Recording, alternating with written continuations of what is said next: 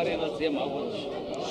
ಅವರ ಸಂಕಲ್ಪದ ಮೇರೆಗೆ, ಭಕ್ತರ ಆಶೋತ್ತರದ ಮೇರೆಗೆ ರೈತ ಬಾಂಧವರು ಮತ್ತು ವರ್ತಕರು, ರಾಜಕೀಯ ಮುತ್ಸದ್ದಿಗಳು ಎಲ್ಲರೂ ಕೂಡ ಡಿ ಕೆ ಶಿವಕುಮಾರ ಪ್ರೀತಿಯ ಮಗನಾಗಿ ಬೆಳೆದಿರ್ತಕ್ಕಂಥವನಾಗಿದ್ದಾನೆ. ಮತ್ತು ಸರ್ಕಾರದ ಹೋರಾಟದಲ್ಲಿ ಮುಂಚೂಣಿಯಲ್ಲಿ ಇರ್ತಕ್ಕಂಥ ವ್ಯಕ್ತಿ ಆಗಿರತಕ್ಕಂಥ ಸಂದರ್ಭದಲ್ಲಿ ಶ್ರೀಮಠದ ಆಶೀರ್ವಾದ ಇದೆ. ಮುಂದಿನ ದಿನಗಳಲ್ಲಿ ಅವರು ಅಧಿಕಾರ ಸ್ವೀಕಾರ ಮಾಡ್ತಾರೆ. ಇದೇ ಬಾರಿ ಆಗಲಿ ಅಂತಕ್ಕಂಥ ಆಶೀರ್ವಾದವನ್ನು ದಯಪಾಲಿಸಿದ್ದೀವಿ, ಆಗ್ತಾರೆ ಅಂತಕ್ಕಂಥ ಮಾತನ್ನು ಹೇಳ್ತಾ ಇದ್ದೀವಿ. ಒಳ್ಳೆಯದಾಗಲಿ. ಭೇಟಿ ಆಗೋದೇನಪ್ಪ, ಯಾವಾಗಾರು ಅವರು ಈ ರಾಜಕೀಯ ವಿಚಾರದಲ್ಲಿ ಮಟ್ಟಕ್ಕೆ ಬರಲ್ಲ. ಅವರು ತಮ್ಮದೇ ಆಗಿರ್ತಕ್ಕಂಥ ಆರೋಗ್ಯ ಚಿಂತನೆ ಇದ್ದಾಗ ಸಮಯಕ್ಕೆ ಬಂದ ಆಶೀರ್ವಾದ ಪಡೀತಾರೆ.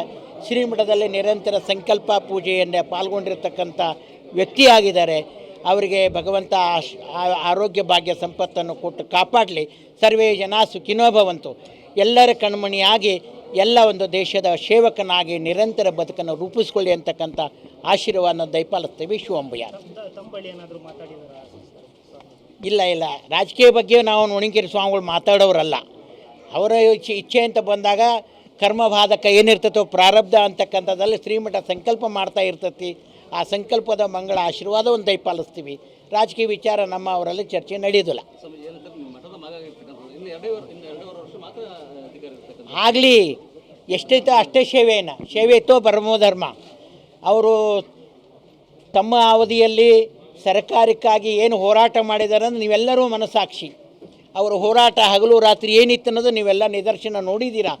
ಮುಂದೆ ಗುರಿ, ಹಿಂದೆ ಗುರುವನ್ನು ಅಪೇಕ್ಷೆ ಪಟ್ಟು ಅವರು ಸಂಕಲ್ಪ ಮಾಡಿದ್ದಾರೆ. ಗುರು ಆಶೀರ್ವಾದ ನಿರಂತರ ಐತಿ.